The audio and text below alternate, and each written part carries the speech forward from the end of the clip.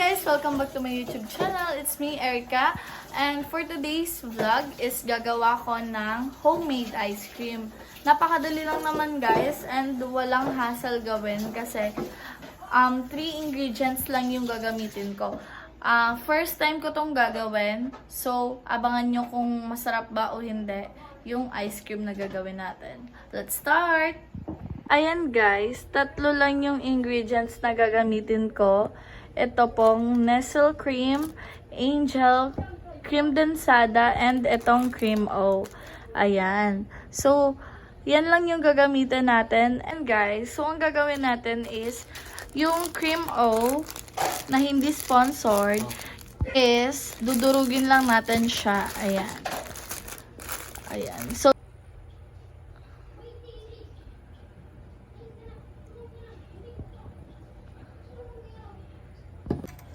ayan. Lagyan ko lang siya ng konting water.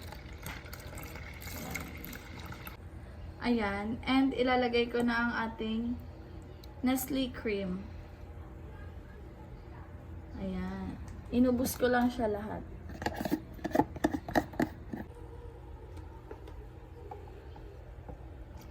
And ayan.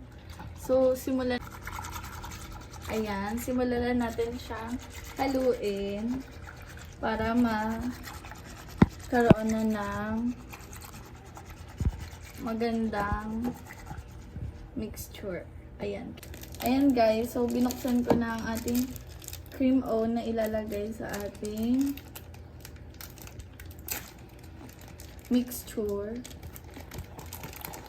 Ayan. Lalagyan natin siya para sabay na sila sa pag-mix. So, ayan guys. Bali, yung total na nalagay ko dito na Oreo is 5. Ay, sorry pala, Cream O guys. Hindi siya Oreo. Sorry po. And yan.